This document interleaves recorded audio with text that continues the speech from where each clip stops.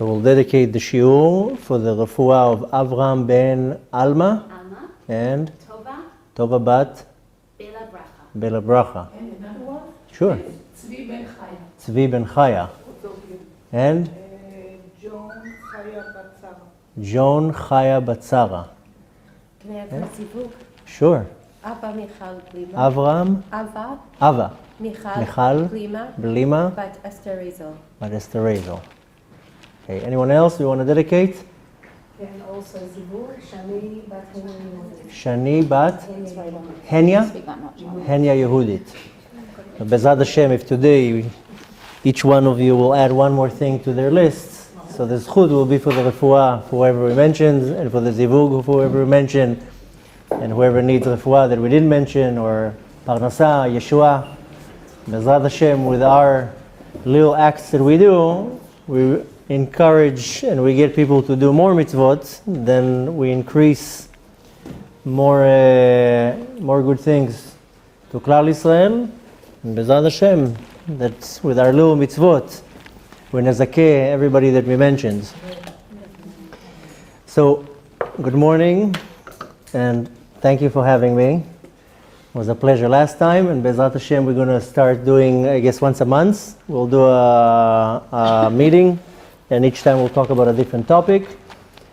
Since we're on the very close to Pesach, so I think what we'll do is we'll talk a little bit about how we're getting ready for Pesach, what's the whole point of Pesach, a little bit of a connection between Purim and Pesach, but mainly how we can prepare ourselves for Pesach.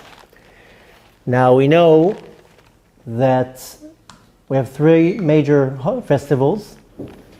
We have Sukkot, we have Pesach, and we have Shavuot.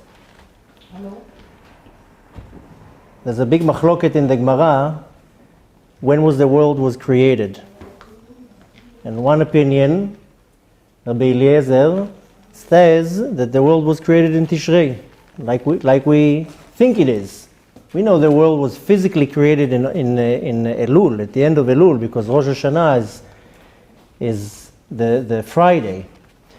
But the machloket in the Gemara says that one opinion, Rabbi Eliezer says that the world was created in Tishrei, and Rabbi Yeshua says that the world was created in Nissan. The truth is that there's no, even though there's an argument, there's a machloket, but both opinions are right. Because the world was physically created in Tishrei, but the world got its neshama, the spiritual part, the ruchnius part of the world, was given in Nissan. So both opinions are correct. Now every holiday that we have, that we celebrate, we don't only celebrate something that happened. Bechlal, we know that in our Torah, we have three groups of mitzvot. The first group of mitzvot is called edut. And this is a testimony. Edut is a testimony. Testimony is that something happened. So Shabbat is a edut. It's a testimony that the world was created. And Pesach is a testimony that we left Egypt, and Purim and Chanukah. It's all sorts of things that happened, that it's a testimony that something happened in the past. Then there's another mitzvah that is called Mishpatim, which is all the basic things that even if the Torah wouldn't tell you, you would still do it. Not to kill, not to commit adultery, not to steal. You don't need the Torah to tell you not to kill. And any normal human being will just not kill. And then there's the mitzvahs that are called chukim, that are beyond our understanding. Things like red heifer, kosher, mikveh, all sorts of things that, purity and impurity, things that don't make sense. So Pesach, it's a mitzvah of testimony, because it's a testimony that the Jews left Mitzrayim, but it's also a mitzvah of chukim, something that is beyond our understanding. And from all three of the festivals, Pesach has the most powerful koach that one should tap into. And what we're going to try to cover today in a very short version is, first of all, what happens on Pesach. More than that, how do I prepare to that so I can actually derive what happens on Pesach? And mainly what I have to apply to my own life so I can actually make a change in my own life and a change to my surrounding. Because anything that we learn, if we don't actually apply it, then, besides of having the mitzvah of learning, I didn't do nothing.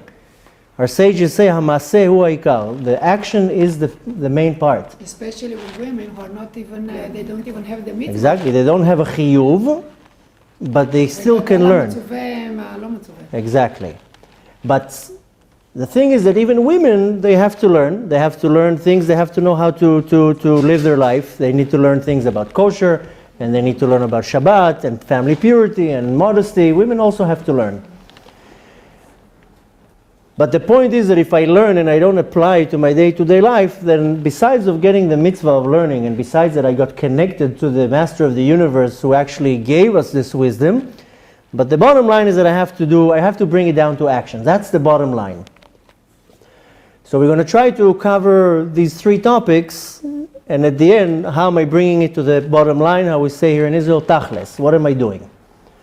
So first of all, we see a very great connection between Purim and Pesach. Everything that's happening in our calendar didn't happen by chance. We see that the order of the year, it happens in a certain sequence. And every year it repeats itself. We call the holidays in Hebrew chagim. Not only because it's a chag, because we celebrate, rather because it returns every year. It comes from the word lachug.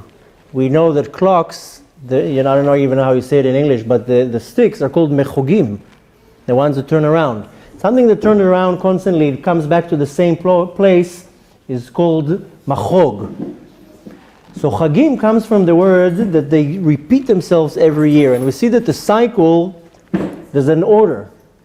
So even though some events in history added holidays like Purim and Chanukah, but even that happened b'hashgacha pratit. Nothing happens because it has no reason. So we always see a great connection from one holiday to the other. And there's a great connection between Purim and Pesach, because Purim was the beginning of the preparation for Pesach.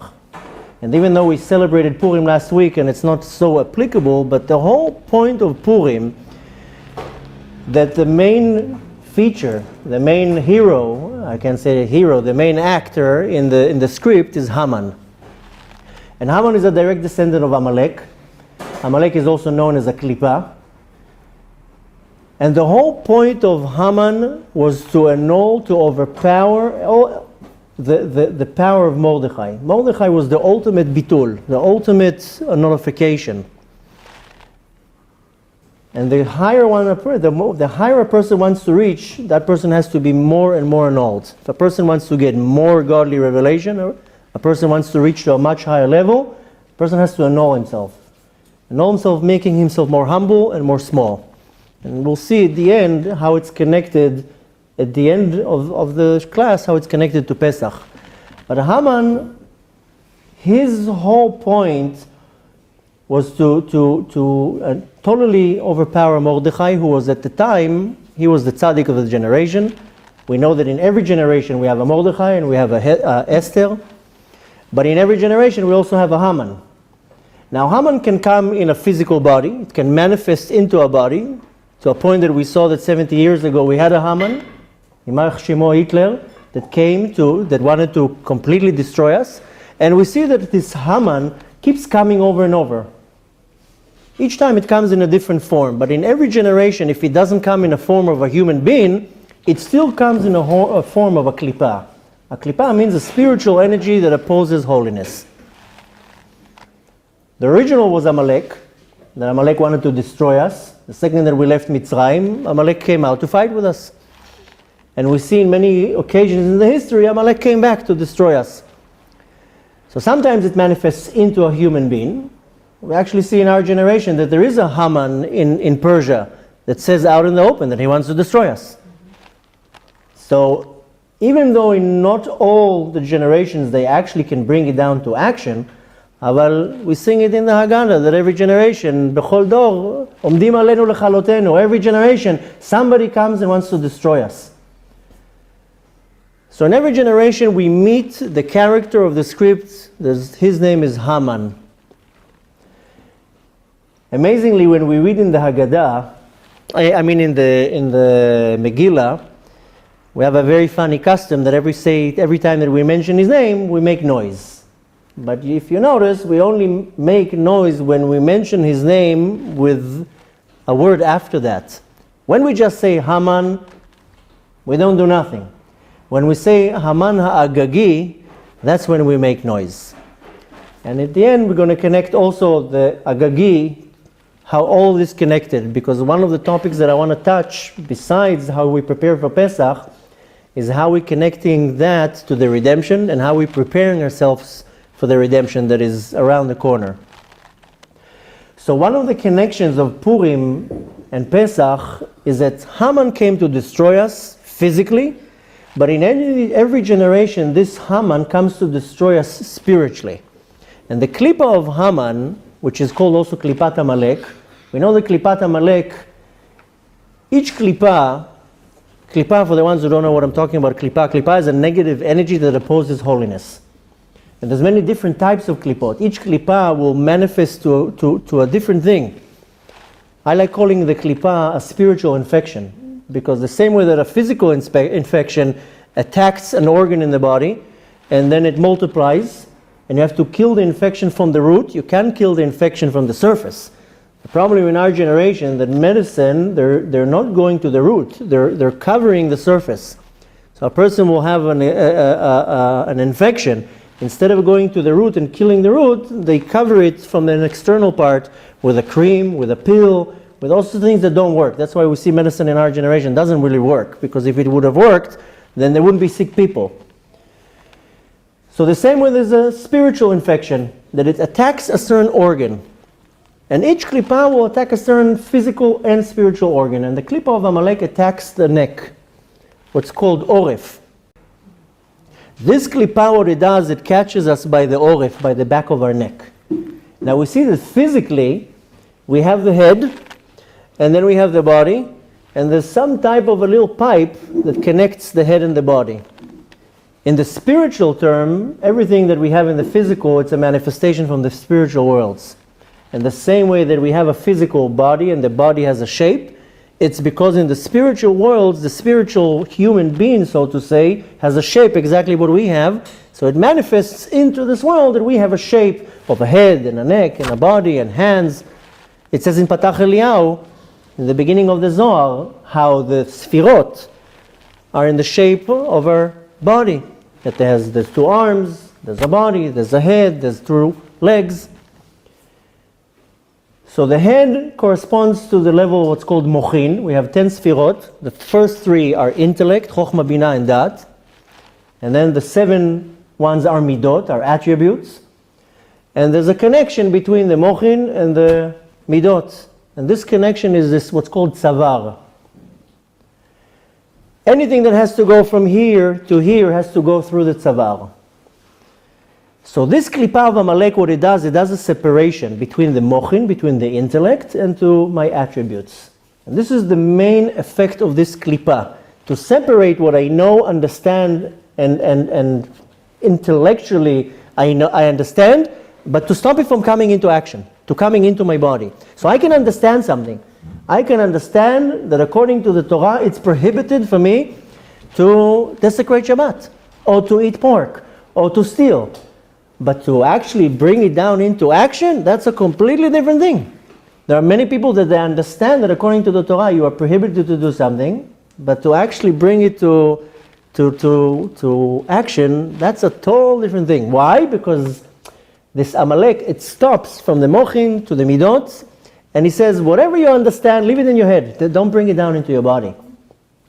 And it's not only in Kedusha, it's not only in serving Hashem. We can see it also in the physical world. That, I'll give you an example. A person, any human being that smokes, they know that smoking is bad for your health. Everybody in our generation already knows that smoking is bad. So people understand in their mind that smoking is bad, but they still smoke.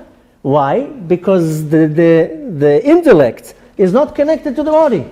There's a separation. So this klipa doesn't only affect us in the spiritual level, it also affects us in the physical level. That we're separating from what we understand to what we actually do.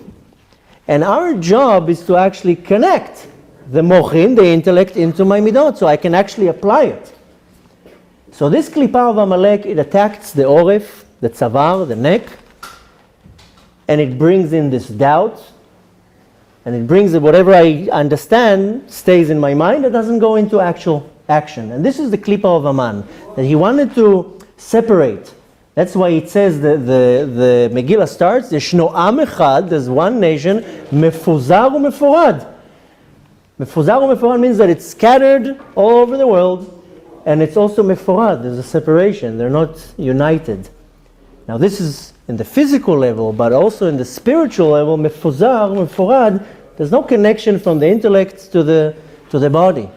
And this is the whole concept of Haman. Haman came to cause this separation, and to cause this separation not only from each other, but rather from us to the Kadosh Baruch Hu. And the connection to Pesach, we're going to close the circle towards the end. But the fact that it didn't come into action gives us the power to start preparing for Pesach. Now, what really happened on Pesach? Besides that, I mentioned before that in the history, in the testimony that we're celebrating that we left Egypt, what really happened? The Jews were slaves in Mitzrayim. Then came Moshe Rabbeinu, did some hocus pocus and got them out. This is the story in general.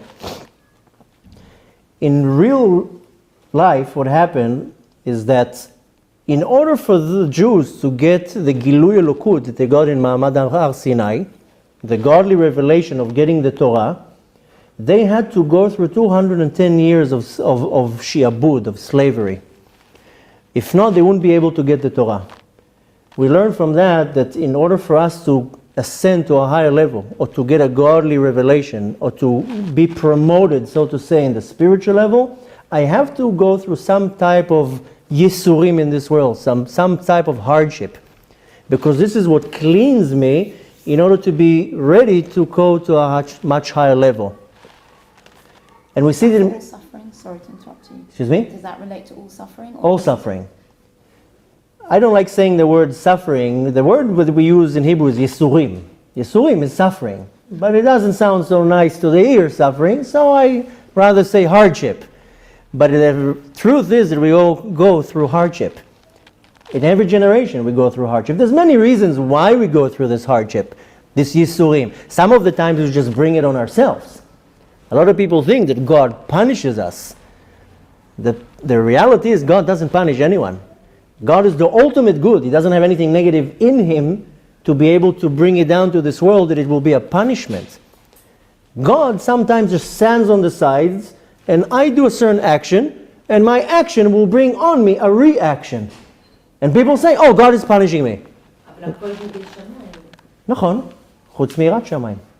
Okay. When it says, I don't want to get into that. I don't want to sidetrack. It doesn't, somehow it doesn't. What are we going to do? I'll tell you what we're going to do. I don't want to sidetrack from our topic. At the end, we're going to give a lot of time for questions and answers. If you have a question and you want to connect it to something we said, write it down and I'll fill in the gaps. Okay. But I'm already sidetracking with the whole Yisurim part. I just want to make a point that a lot of people think that Hashem is standing in Shamayim with a notebook and says, oh, she did this! Send the angels to beat her up. It doesn't work like that. The point is that a lot of the Yisurim that we get is we actually do a certain action and I bring myself a reaction. If I'm going to take like a stone and I'm going to throw now at this big window and the window will explode into pieces, is it the window's fault? Is it the stone's fault? Can I be upset at anyone here? No, I did a certain action. Now I have to deal with the reaction.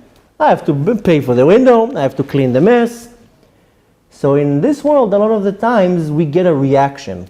So it's not a punishment. It's not it's not, a lot of people just misinterpret it. Like you said, Akol bidei shamayim.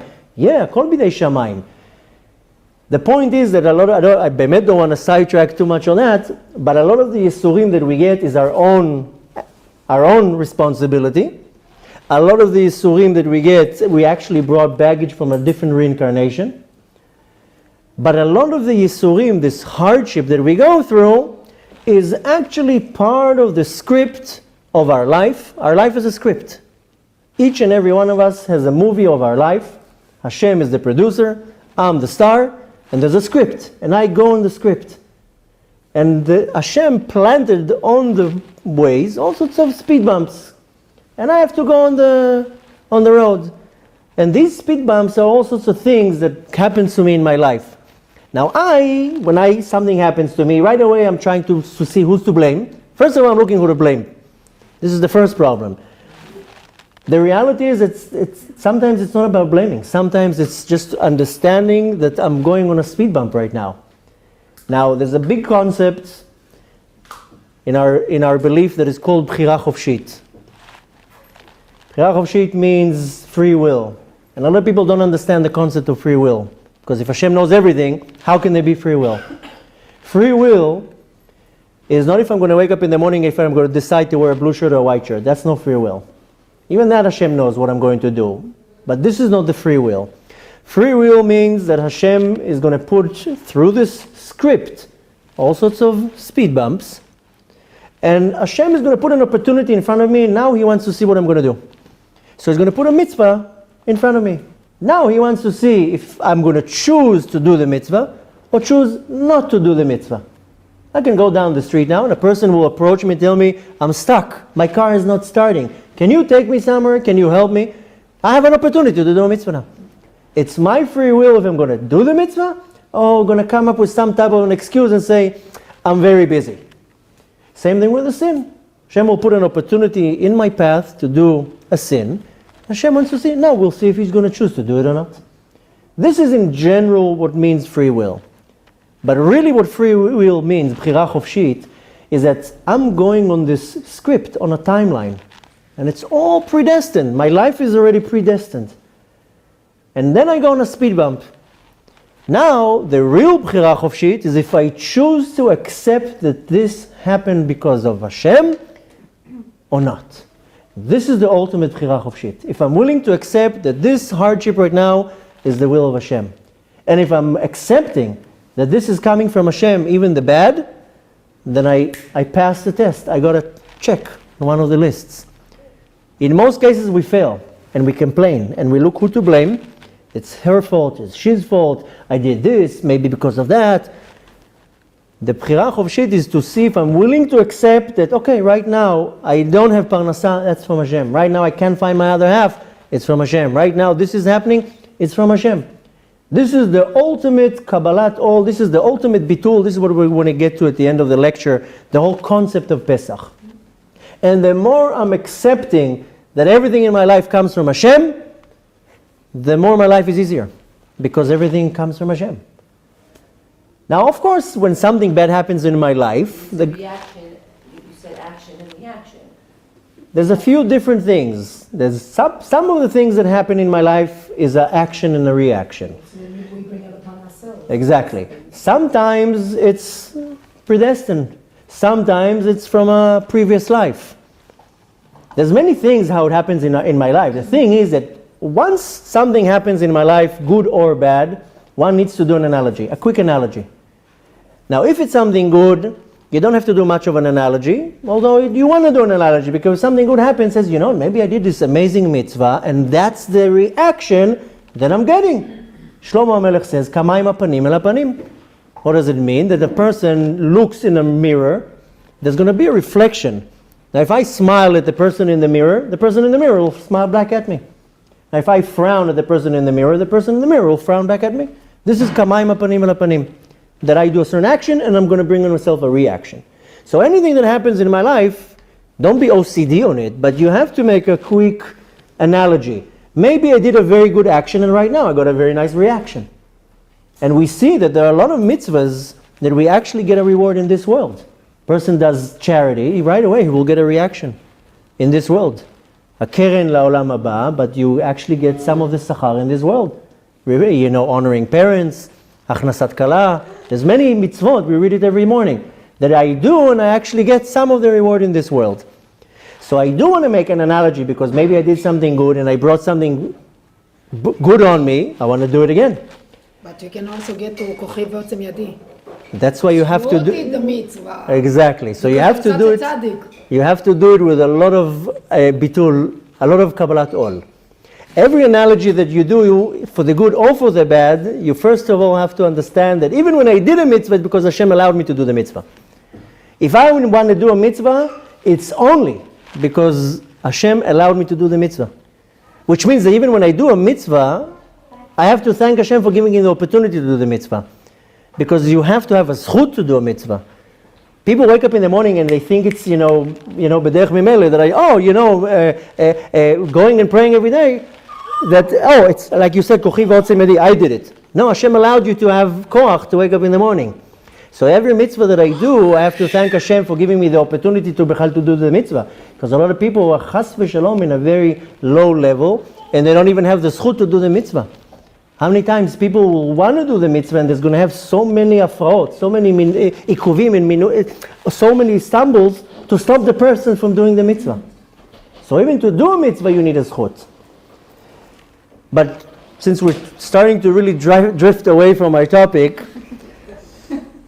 the point is to sum this point up is that everything that happens in my life happens as a reason for that. One needs to do a very quick analogy. Has to do it with a lot of yirat shamayim, that not to have any ego of saying I did it.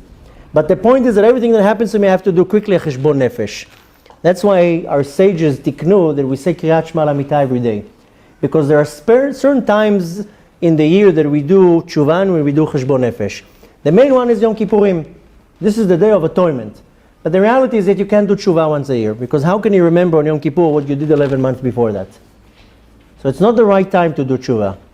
So Hashem says, okay, every Rosh Chodesh you're going to do tshuva. It's an auspicious time. Erev Rosh Chodesh is called the Yom Kippur Katan.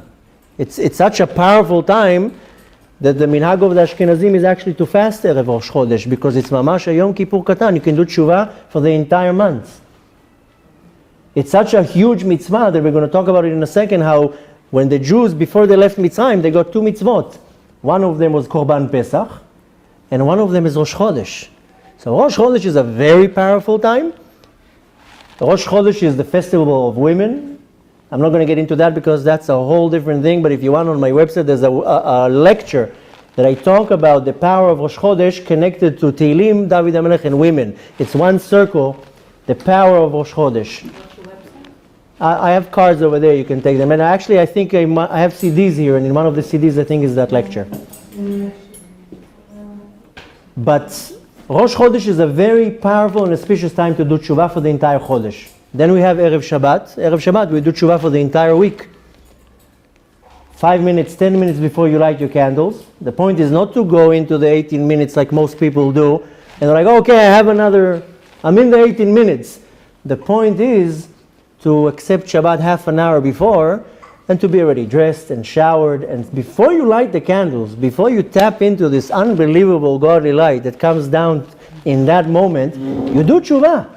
You sit with yourself for 5 minutes, you tell the husband, take care of the kids for 5 minutes, you go to your room, you find a corner, and you sit and you're saying, I'm about now to enter a high realm. Shabbat is coming. I'm going on the express train. How am I going into? Shabbat is the day of kapara. This is the day of atonement, is Shabbat. Shabbat, if a person keeps Shabbat 100%, all the bad things that they did in the week are completely forgiven. If the person did Shuvah right before Shabbat. Shabbat is a very auspicious time. So if you prepare the right way, our sages say that the preparation for the mitzvah is more important than the actual mitzvah. So if you prepare the right way, the same way that you cook for 24 hours, so move the cooking 1 hour earlier, so an hour before Shabbat, you can sit with yourself quietly, meditate. What did I do with my entire week? How did I conduct this week? Was I a good mom? Was I a good wife? Was I a good boss? Was I a good servant to my master? You do cheshbon nefesh and you do tshuva erev Shabbat, because you want to enter Shabbat completely clean.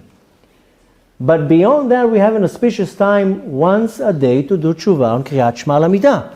It's time to do cheshbon nefesh. It's not just saying Shema Yisrael Hashem Elokeinu Hashem Echad, sitting on bed with a pajama and a teddy bear.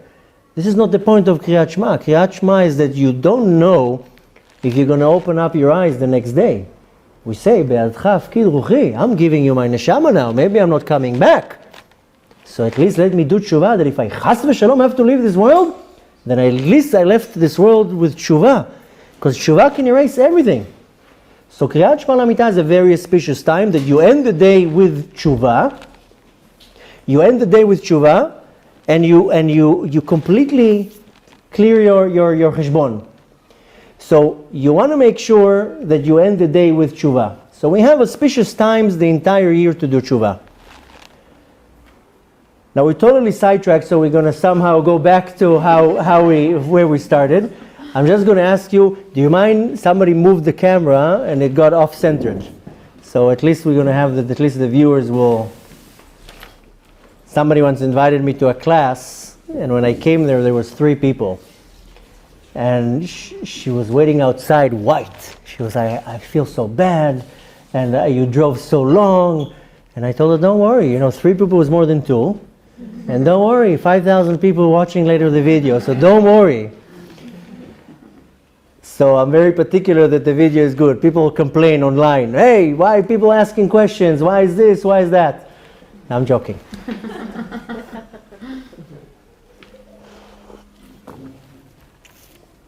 So to kind of go back to where we started, this klipot of Amalek, this klipot that comes every generation, it comes to separate us, to separate the intellect and the midot, our attributes, and to control our mind. This is what it comes to do. This is this klipot. And at the end, again, I'm going to connect all that together. What's this whole controlling of our mind? So we see that Purim is the preparation for Pesach, because I have a whole month to start preparing for this special day. Now, what really happens on Pesach? So we said before we sidetracked, that in order for me to receive a much greater godly revelation, I have to go through some type of hardship before that. Now, we translate it as hardship, but the reality is, you can call it as polishing it up. Before you want to walk into, you go to a wedding or a banquet, you're not going to come with dirty clothes and dirty body. You're going to clean your clothes, you're going to make sure your haircut is good, you put makeup. You kind of get ready for something greater. So if I want to get a higher level, a godly revelation, then I have to get ready for that. Bechlal, we know that only in the physical world there's what's called zman, time, and makom. When Hashem wanted to create the world, He had to create 2 things: a place, a space, what's called makom, and time, zman. Because in the spiritual world there's no time and there's no space. So only in this world we have something that is considered size. We have distance and heights. But in the spiritual world there's no such a thing. In the spiritual world there's levels.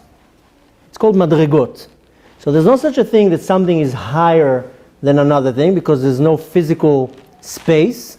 So this is called madregot, levels. And in the spiritual level I want to climb my levels, my madregot. So in order for me to ascend to a higher level, I have to go through some type of a cleansing. Bechlal, we know that there are many levels in Gan Eden. We know that in general there are 2 levels in Gan Eden: a lower level of Gan Eden and a higher level of Gan Eden. Gan Eden Tachton and Gan Eden Elyon. But in each one of these levels there's numerous and endless amount of more levels. And each neshama is positioned in a different level. And some of the neshamot, that when they want to ascend to a high level, they have to go down to a certain river. It's called Nahar Dino. It's a river of fire. They have to dip into this river of fire in order to ascend to a high level. This is called Yerida Letzorech Aliyah. Anytime that I want to ascend to a high level, I first have to go a little bit down. That's why part of the Yisurim that we get is actually me going 1 step back in order to get momentum to go 3 steps forward. The problem is that a lot of people, when they have this regression, when they go back, they right away fall into despair. So Rabbi Nachman says, En Yehush Ba'olam, why are you falling into despair? Because it's part of the system. If I want to jump now over a very high fence, I have to go back 100 meters to run and get momentum in order to jump over it. So sometimes when I go back in my life, it's actually a Yerida Letzorech Aliyah. I'm just gathering some energy and air in order for me to ascend to a much higher level. So sometimes it interprets in our life to hardship and Yisurim. Something that doesn't seem that it's good for me right now, but it's actually not that bad. You see, sometimes a person loses their job. For that moment, oh, tragedy, how am I going to pay my bills? What's going to be? How am I going to support my family? Yeah, but then down the line, 2-3 months down the line, they find a much better job. So a lot of the times in our life when we go a little bit back, it's part of the process. and it's a sign that I have to ascend to I'm going to ascend to a much higher level. So in order for the Jews at that time to receive the Torah, and you have to understand that at the time of the receiving of the Torah, they weren't just standing next to a mountain and, how we can try to imagine it.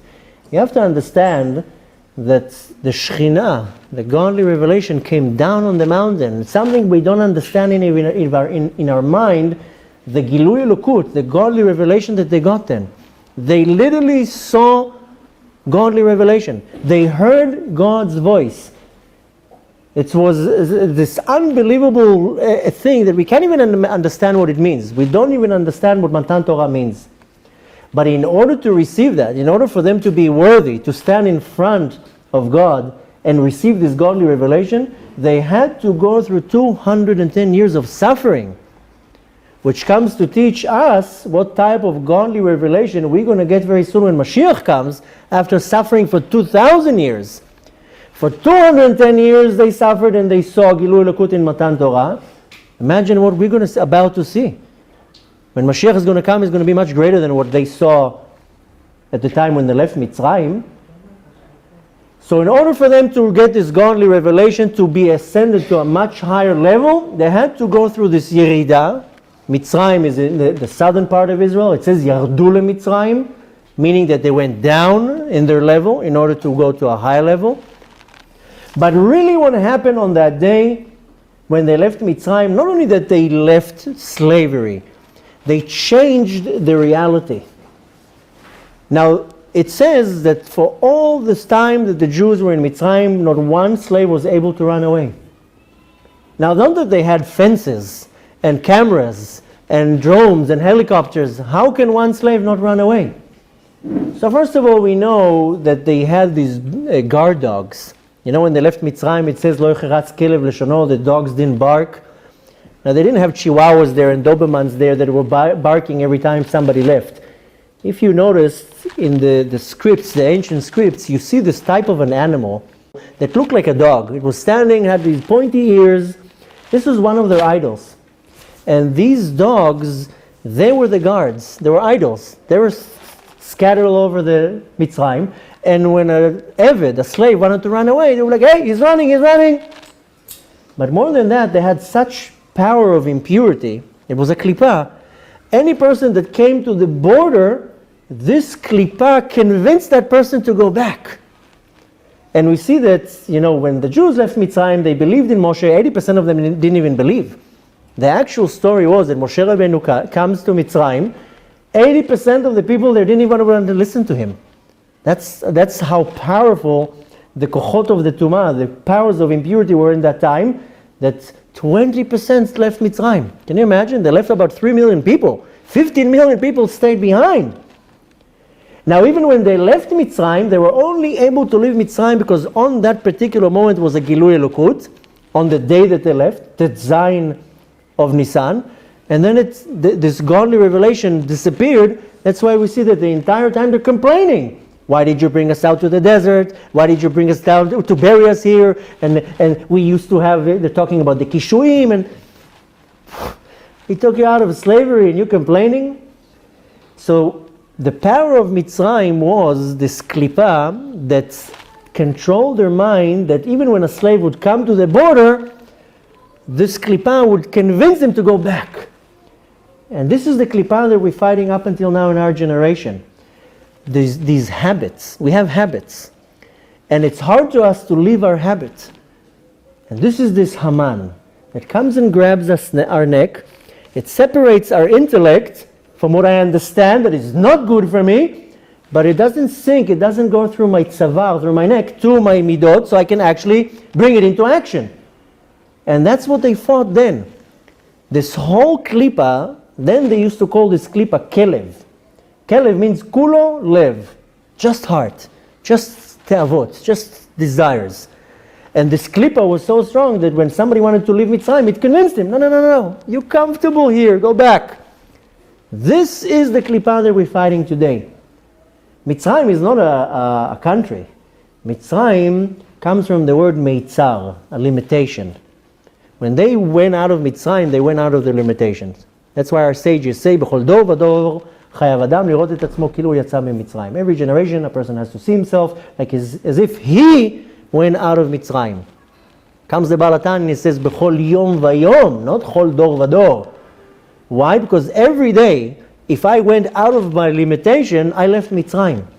But then I come into a new limitation. And I can be the most religious, God-fearing person. I'm still battling my limitations. I'm battling my klipot in my mind that doesn't let me leave my comfort zone. And you know, it's funny, I used to live now 17 years in America. I was born in Israel, I grew up here in Ra'anana, and 17 years I lived in America. And every person that I met there, oh, Israel is the best. I can't wait to go back to Israel. It's the best place. So why are you here? Oh, you know, the business is here, I have a house here. Yeah, but if you're saying Israel is the best, why are you not here? Because people can't leave their place. This is what's called a habit. People have habits and they don't know how to break through out of their habits. And a person can be a very good person and can be a very God-fearing person and do a lot of mitzvot and learn and everything. But they have certain habits that they can't break them.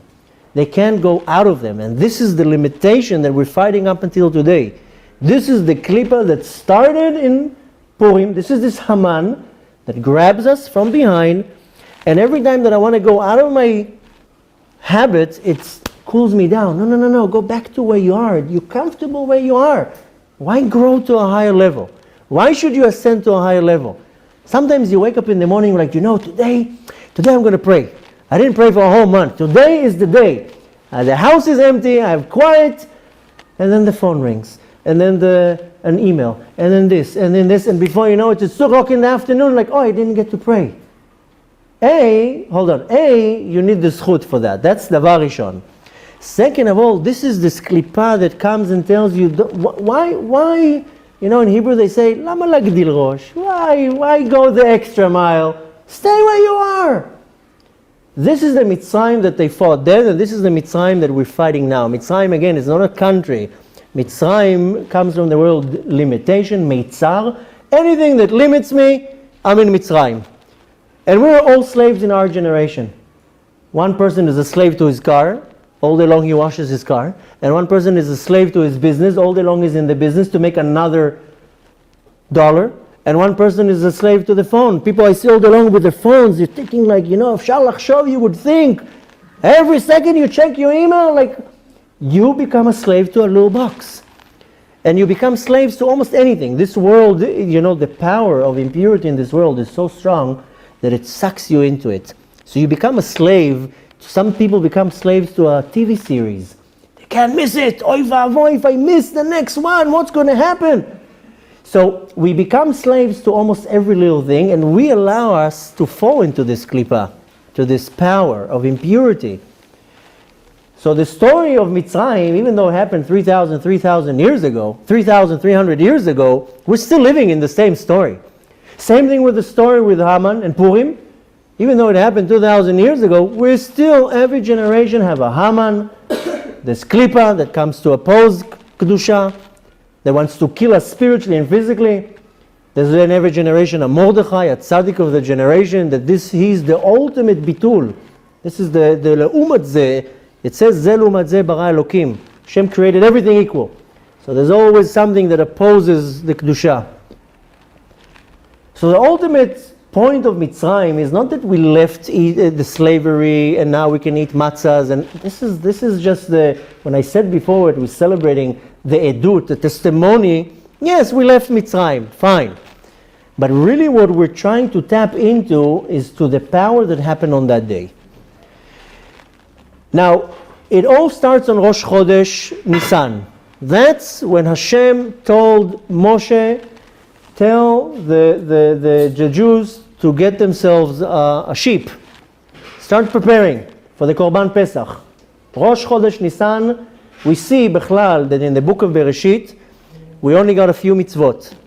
The first mitzvah we got is Purvu, to be fruitful and multiply. Then we have the mitzvah of Gid Anasha, when Yaakov was fighting with the angel. We got the mitzvah of circumcision. We got very few mitzvot in the book of Bereshit. And in Shmot, we also got very few mitzvot. Most of the mitzvot are starting now in the book of Vayikra. But the first two mitzvot that we got in the book of Shmot, which was right before they were ready to leave Mitzrayim, was the mitzvah of Rosh Chodesh, sanctifying the month, and the mitzvah of Korban Pesach. And these two mitzvahs are the basic and the foundation of our belief. These are two mitzvot that they arouse the power of emunah. So on Rosh Chodesh Nissan, that's when Hashem told Moshe Rabbeinu, now you're going to command them to start sanctifying the month. And he told him to start gathering sheep, which you have to understand at that time, that was the idols of the Mitzrim, of the Egyptians. Then on Yud in Nissan, then that's where they took the sheep and actually tied it to the bed. And for 4 days, all the Egyptians came and were like, what's going on? Why are you tying this animal, our God, to a bed? So they said, we're going to slaughter it in 4 days. And there was a huge miracle that they were like, what do you mean you're going to slaughter? You're going to slaughter our God? Anyways, the whole story of Shabbat HaGadol, we don't want to sidetrack to that.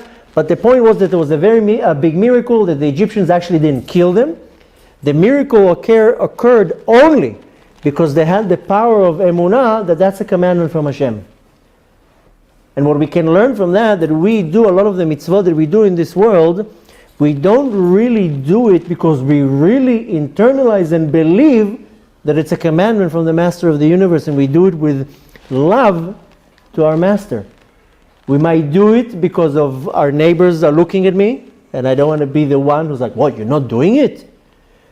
Or how they call it in English, peer pressure? Peer pressure. Some of the mitzvot that we do or don't do is because I'm afraid that in the physical world something's going to happen to me. And some of people they do all sorts of mitzvot because they're afraid of a reaction in the world to come. But very few people operate because they really believe that, wait, this is a commandment from the Master of the universe. And when I actually do that, I arouse the power of what's called emunah, because most people in our generation, they're struggling with emunah, with faith in God. They believe, but they don't really believe. Or when something bad happens, it shakes them off right away. Breaks that takes them away from their balance. So the miracle was that they did it in such emunah that this is the commandment from God, so they were saved and the Egyptians didn't actually kill them. Then on the 14th day of Nissan is when they actually slaughtered it. This is the morning of Pesach, Yudalet Nissan is when we burn the chametz. And on the 15th day of Nissan they actually ate it. Now it only happened that way the first year. Then they had the Mishkan, they didn't do it exactly the same way. And then on the 16th day of Nisan, they left early in the morning. In Netzach Hama, they all left Mitzrayim. Now you have to understand that what happened that day, it was a chain reaction of slowly Hashem coming down into this world. And we know there are many different levels of what's called Gilui Elokut, a godly revelation. Very few times in our history we had a very powerful Gilui Elokut. Gilui Elokut means a godly revelation. The main one was in Matan Torah, that we actually saw with our eyes God coming down on the mountain. Then we had the Holy Temple, so they used to see the fire coming down, they saw the Shekhinah. We had times in our history that they saw godly revelation.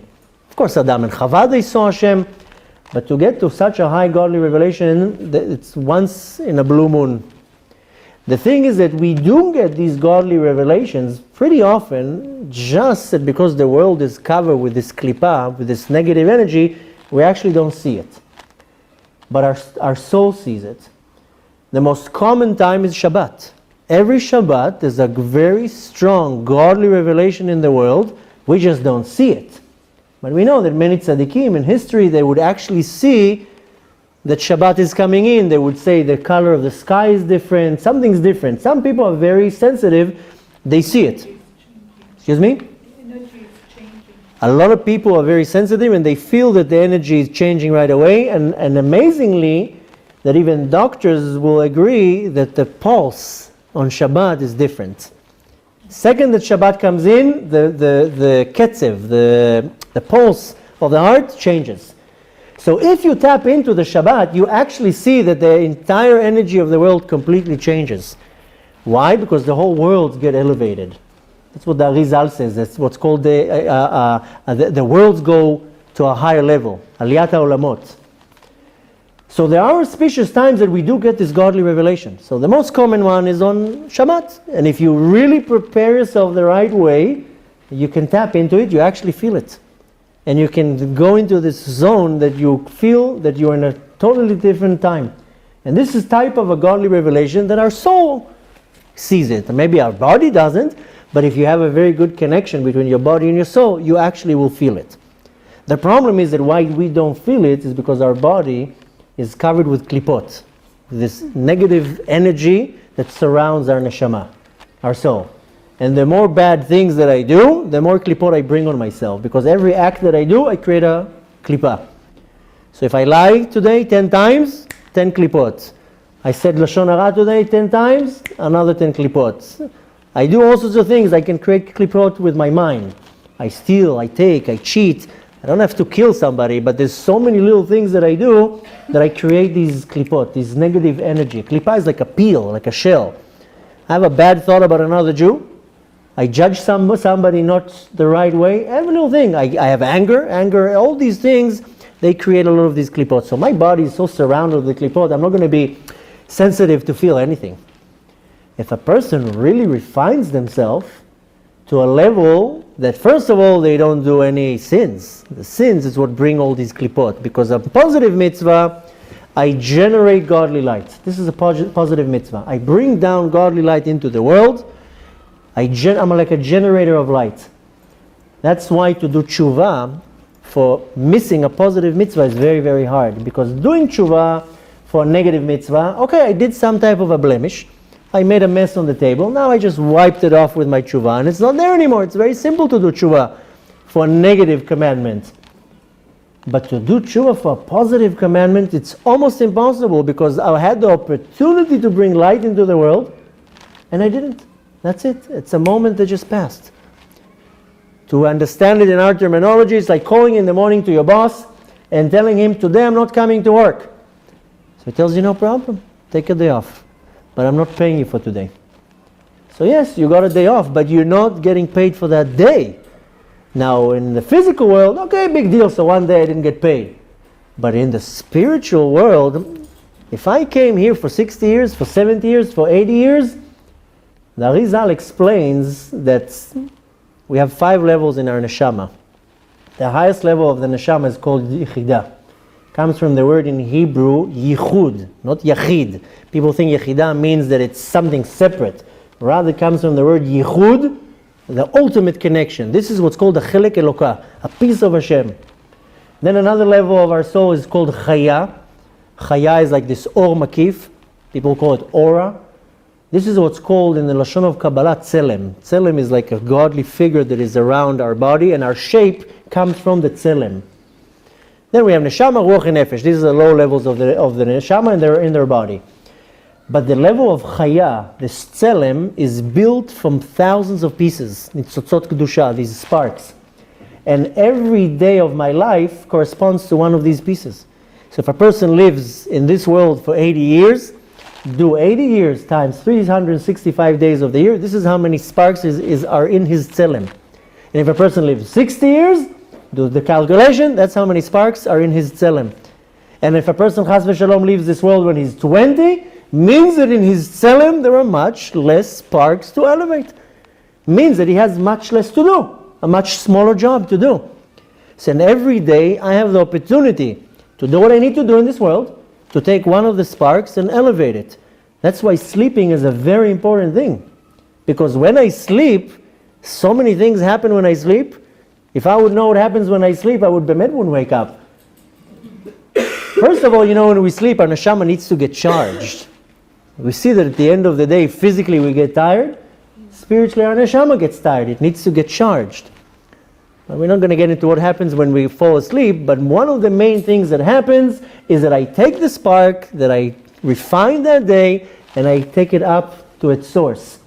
That's another one of the reasons why we say Kriyat Shema L'Mita. Because in order for me to take up the spark, I have to do tshuva. How am I going to do it when I'm dirty with all sorts of bad things I did the whole day? Now if I missed my opportunity that day, it's one day that I missed my job. Okay, I have the opportunity the next day to do tshuva and take maybe with me 2 sparks. But the point is that every day of my life, I have a whole list of things I need to do. And what I missed, it's a moment that disappeared. Now go get it back. So it's very hard to do tshuva for a mitzvah taseh, because I had the opportunity to do something, but I lost it. So I don't even know how we got to that. But the point is, Let's sidetrack more. the point is that I was saying with the mitzvot to say it's much harder to do tshuva for mitzvah to say because it's an opportunity that was missed. Bemet, I don't know how I got to that, but going back to why, Baruch Hashem. It's a chain reaction of Hashem coming into this world. No, I was talking about that there's different levels of godly revelations. Then I said that on Shabbat we have one type of godly revelation. I said that we're not sensitive to see these revelations because our body is full of klipot. And we have to refine and get rid of these klipot. Now, if a person really lives his life according to the Torah and is very particular with every little thing, and the amount of negative actions he's doing per day are so little, then there's barely any klipot, and there's a very close connection between the neshama and the body. Now, if that person, bechlal, takes it to another level, and he sanctifies himself in what's permitted, what's called in Hebrew, lekadesh et atzmecha b'mutar lecha, then you elevate yourself to even a higher level. So slowly you start removing these layers, these klipot. So slowly I start seeing things. Things are much more clear. Things, niklat barosh, I understand. I read something, I understand it. I see things, they make sense. And then I start becoming more sensitive to spirituality. We see, unfortunately, in our generation and in many generations before, the people who are very far away from Hashem. Why is that? Because their body is so covered with klipot that you approach now a person now on the street and you tell that person, you want to come in, there's a good Torah class. Who cares? You tell a person on the street, you want to put tefillin on? Zavati, leave me alone. What's tefillin? What are you talking about?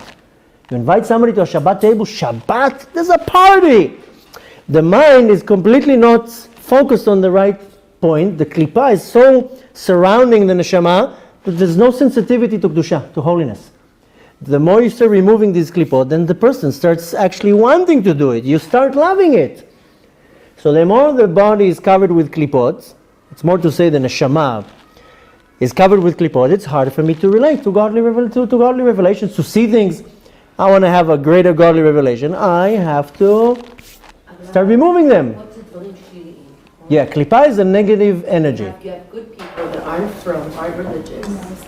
And you're saying that the reason why they're not connecting to godliness, to holiness, or to kedusha is because they're full of klipot. But klipot is negative.